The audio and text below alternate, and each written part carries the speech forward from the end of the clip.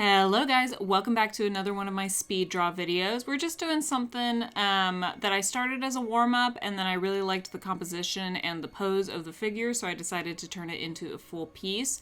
As always with any of my speed draws, there is going to be a lot of flashing lights and moving images, so if you're sensitive to that but still would like to stay, the canvas to the right hand side of the screen is going to be stationary, whereas the one to the left is going to be moving and jumping around.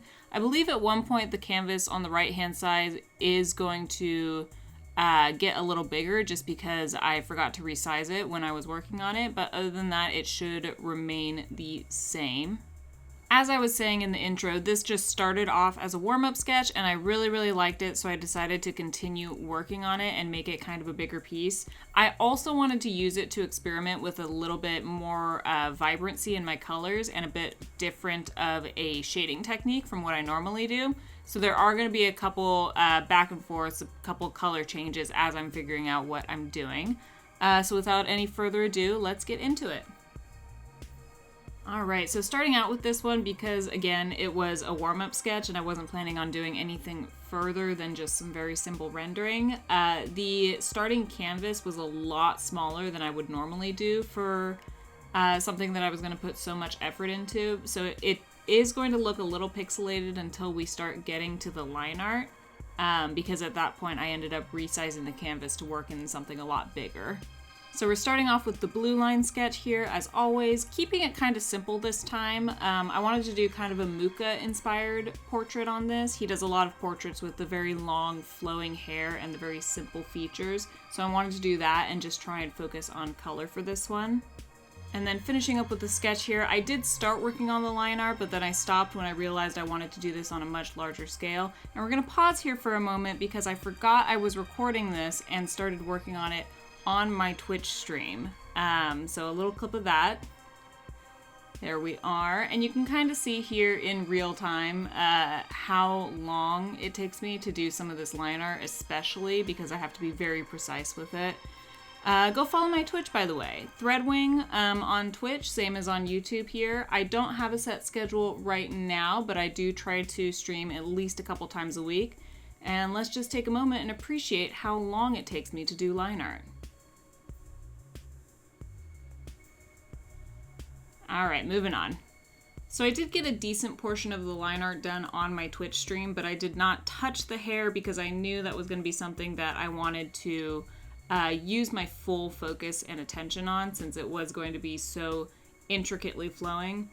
And hair isn't usually hard for me to draw. I do genuinely enjoy drawing it. It just takes a very long time. For this speed draw specifically, I think the hair line art is going to take up most of the footage, and then later on down the line, the hair shading is also going to take up a significant portion. But the way I do hair is not overly complicated. I usually just start at the scalp, and then I'll do, as I'm doing here, just kind of go down one side of the figure and then down the other side. I'll usually stop halfway when I'm getting kind of tired of it and either go do something else or start on a different portion of hair. For example, I stopped going down on the left side of the canvas there and I went back up to the scalp just to do something a little different, because the hair coming out of the scalp is going to look a lot different than it is flowing down the rest of the body. And then just finishing up on the back there. And I believe I switched back over to the other side after this because I wanted to just get the hair out of the way. Oh, that's right, drawing in the fingers first, so that I can draw the hair around them without having to worry about overlapping them. And for the fingers here, I did make sure to put in a very detailed sketch beforehand that I could follow, and I think that really helped me, especially on that right hand. I think it turned out very well. The left hand I have a couple issues with, but I was more or less satisfied with it in the end. And just continuing on with that hair, bringing the braid all the way down.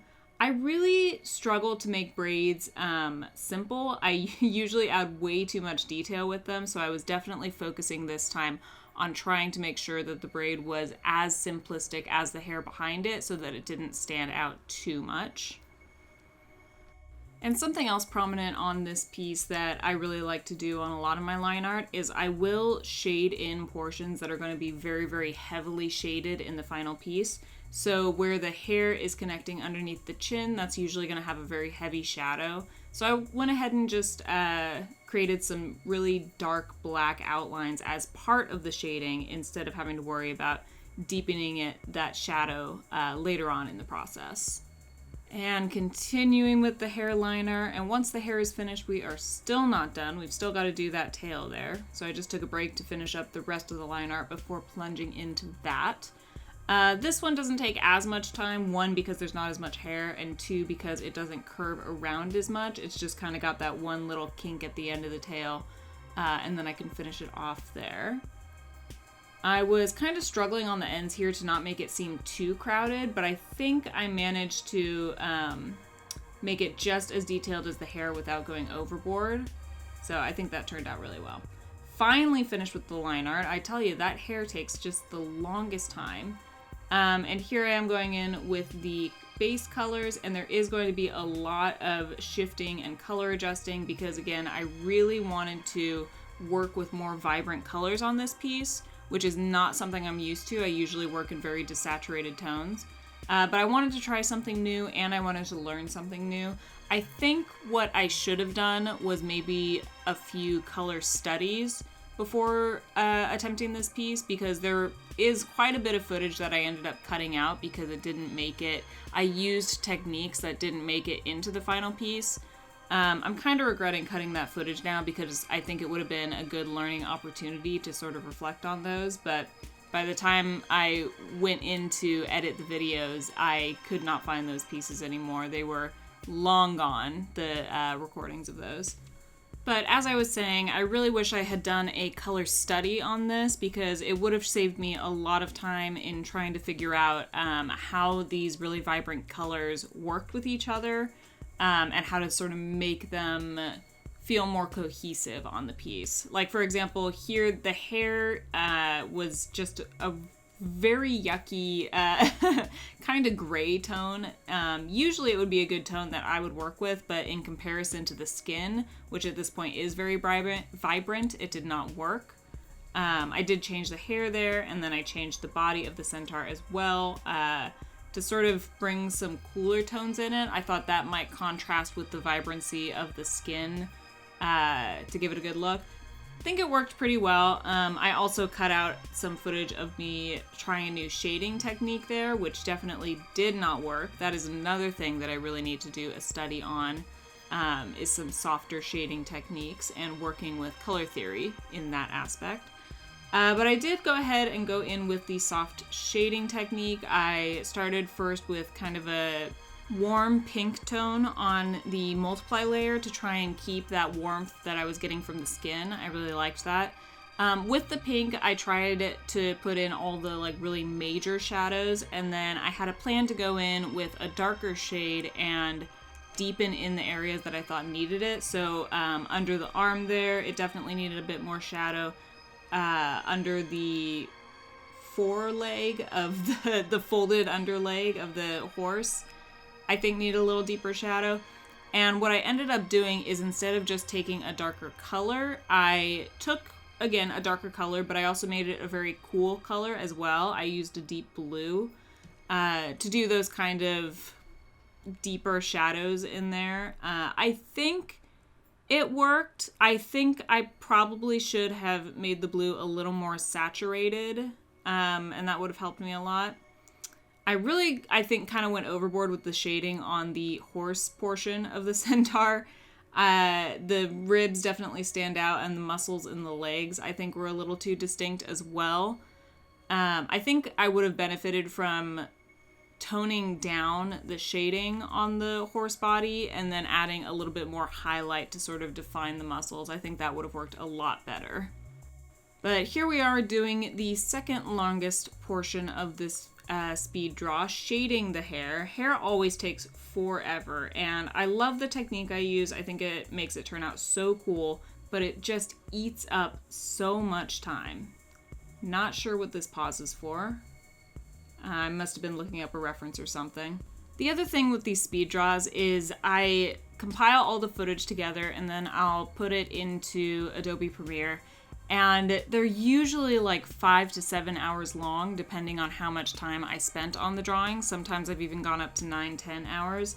And as much as I would like to go through all that footage and cut out the pauses that I take to look up reference or respond to friends or do whatever, it's just not feasible. I would not be able to do that in the amount of time that I give myself to get these published to YouTube. But here we're going in with the darker blue layer, as I was saying. I do think it adds some much needed depth to those more heavily shaded areas, but I think what I should have done, again, with the pausing, is probably saturate the color that I was using a little bit more, because I'm in the very light gray blue area right now, and I think I should have gone into the more light blue instead of the gray blue to give it a little bit more color in those darker areas. Just finishing up here with the highlights. I wanted to do these hair highlights that I always do. This is a new technique that I found and I really, really love doing it. I think it just adds so much character and shine to the hair. Unfortunately on this one, because her hair is already so light, I have to go in with a strange color just to see what I'm doing on the hair. And then once I change it to the color that I want it to be, it's hard to get any lighter than the hair already is, so you really can't see it. And it kind of feels like all this work went to waste, but I know it adds an effect that would just seem lacking without it. So it does work, it does help. You can see I'm messing around with it here to try and get it to show up, but it's just going to be that sort of white, off-white color that doesn't really show up. And then just finishing off here with those like bokeh light background that I've really been enjoying. I did add on this one, instead of doing the traditional highlights that I normally do, I did just sort of like a soft orange glow over sort of the cheeks, the shoulders, anywhere that the light would be hitting. So it wasn't a super intense highlight, it was just kind of a glow, a glisten on the whole piece. I really liked that. I might do it again sometime. But that is the drawing in full. Again, this is just a warm-up sketch that I really liked the composition and the character, so I turned it into a fully rendered piece. If you would like to see the full piece right now, you can find it on my Patreon, and it will be going up on my Instagram later this week.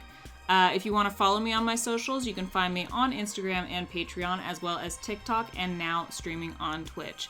And make sure you subscribe to this channel, so I'll see you guys back here for next week's video. Bye!